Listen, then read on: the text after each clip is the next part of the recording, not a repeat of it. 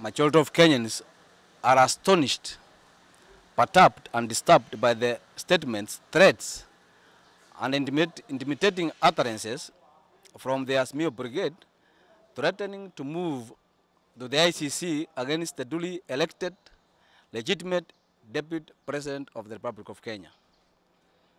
It is worth noting that Kenyans went to democratic elections in August last year, and against all odds, Kenya Kwanza coalition won the elections.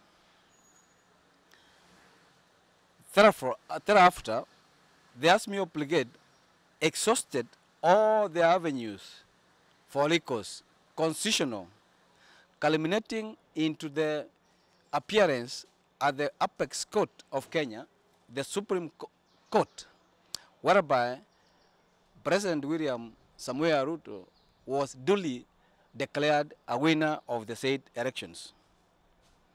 As an afterthought, and living in denial, the Azimio Brigade has come up with serious pronouncements bordering on unconstitutionality, irresponsibility, and madness by making and misusing the freedom of speech in our constitution. For instance, when the Azimio la Umoja woke up and from the blues declared President William Ruto an illegitimate president, and that they do not recognize the Kenya Kwanza government, whereas the Azimio Brigade in both Parliament, in the National Assembly and the Senate, are sitting on the opposition benches. This is a question Kenyans must ask themselves while they are being taken for a ride. I wonder, just like silent majority of Kenyans, how long Raila and his blossom buddies, allies, Kalonzo Musyoka, Martha Karua, and other surrogates will take Kenyans for a ride with blatant disregard for the independent constitutional institutions.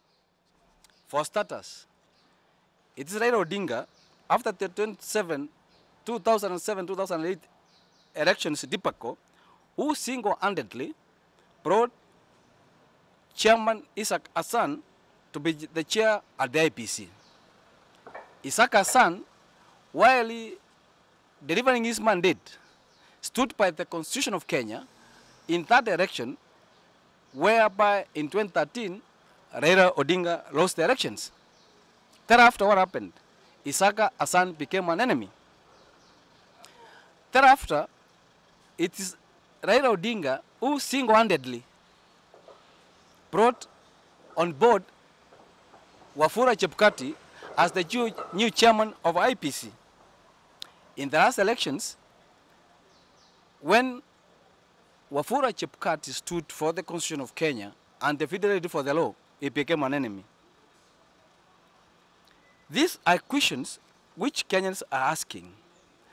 And when their Azimio Brigade misinterprets the Constitution, as lawyers and leaders of this country, we can't sit by and see the misinformation which must not go unchallenged. For instance, the misuse of Article 1 of the Constitution.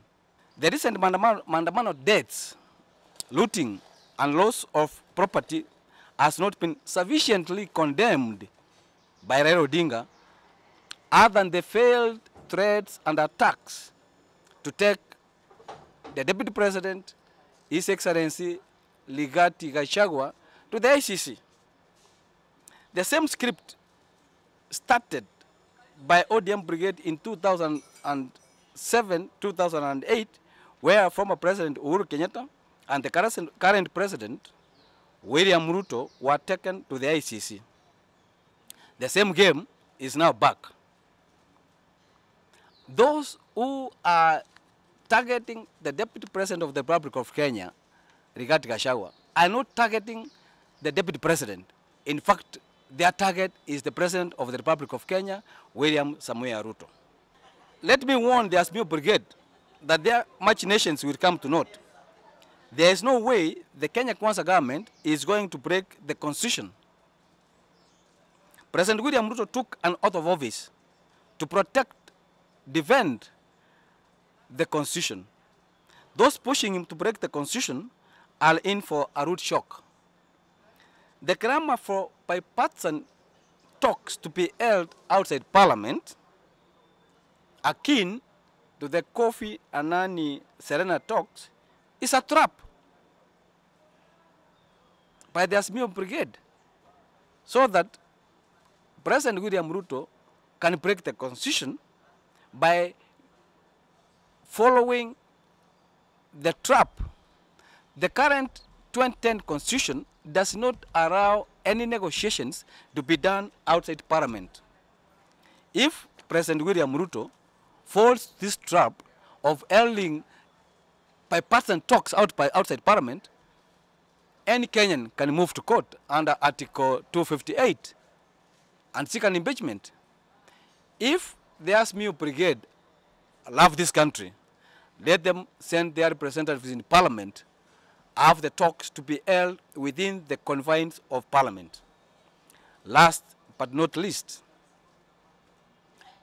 if the Azimio Brigade is aggrieved that the elections were leaked or lidled, then my challenge to them is let them ask all their members of county assemblies, governors, National Assembly, and the Senate to resign so that they can exercise the sovereign will of their supporters directly.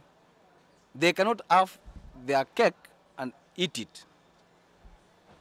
The letters to the Azimio Brigade to the ICC targeting the Inspector General of Police is misplaced.